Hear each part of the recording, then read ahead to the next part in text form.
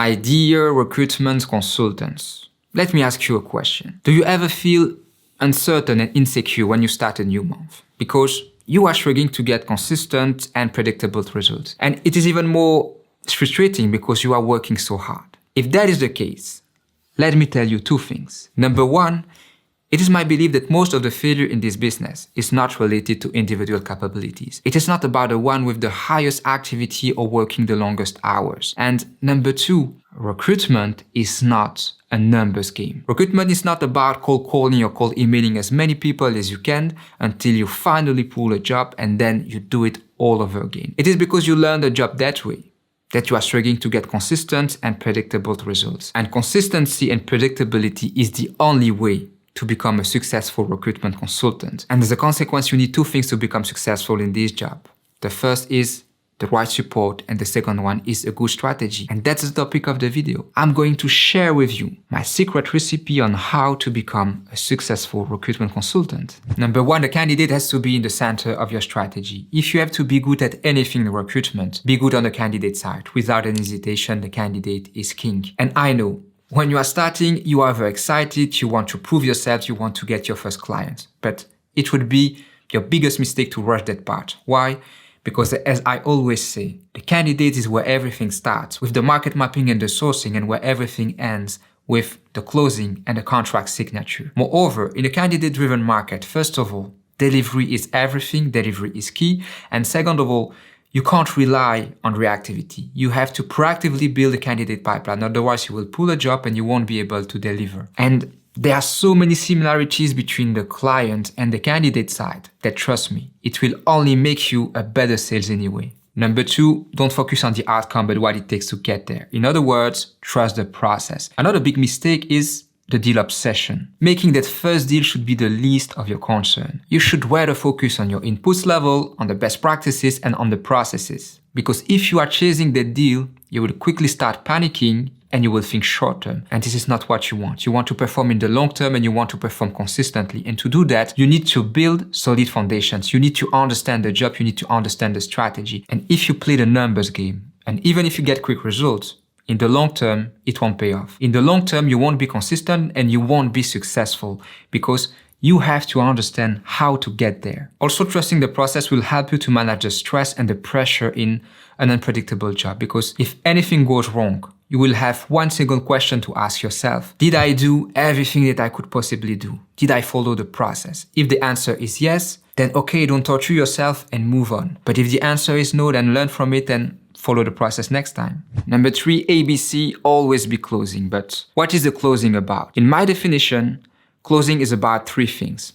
The first one, closing is about process control and process management. You want to always be a step ahead. It is about defining and agreeing on each step of the process. You want to anticipate as much as you can. Number two, the closing is about leaving no room for assumptions. And to do so, you have to challenge absolutely every information and you have to be specific. If you want to plan a call to take a feedback, for example, with a client, it can't be, yes, give me a call by the end of this week. It has to be specific. We will have a call this Friday at 11:30 and I will send you an invite in your calendar. Number three, there is no closing without discomfort or confrontation. Sometimes you have a bad feeling, but you prefer to turn the blind eye rather than facing the reality. If you have any bad feeling, if you feel your candidate or client being unsure, hesitant, or unclear, address the topic and don't run away from the confrontation, because it will be too late afterward to say, I knew it. So do something while you can. Number four, information is key. And that is another mistake that I see a lot. Having the wrong focus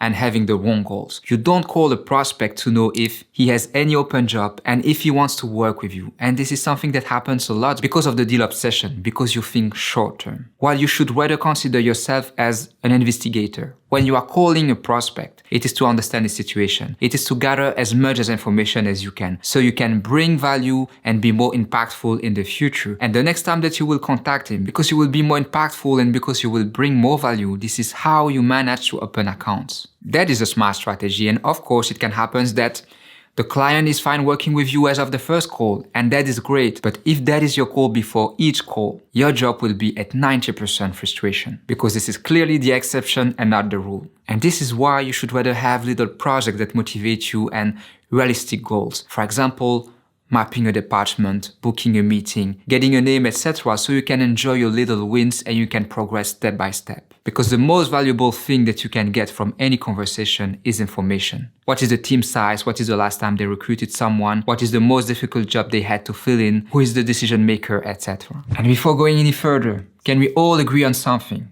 It is a pretty good video, isn't it? So why don't you like and subscribe?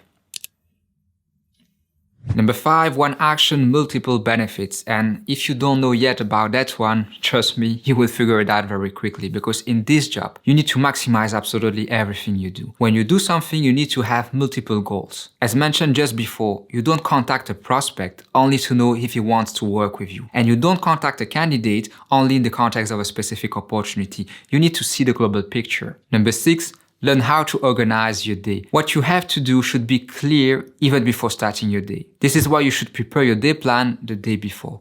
Also, your day plan should be motivating. Very often, day plans are repetitive and not very diverse. But it is really important to keep a good balance between the client and the candidate side, for example, because this is something that I see a lot. For example, because you have no job at the moment, you will spend your entire day prospecting and cold calling. First of all, it is really depressing, and second of all, it is not smart at all. You want to keep a good balance between the candidate and the client side. It is the only way to build a smart strategy in the long term. And of course, the proportion will vary depending on your priorities. And since we are speaking about priority, a last thing to add here, please, do not waste your time on jobs with low commitment. It is really a rookie mistake.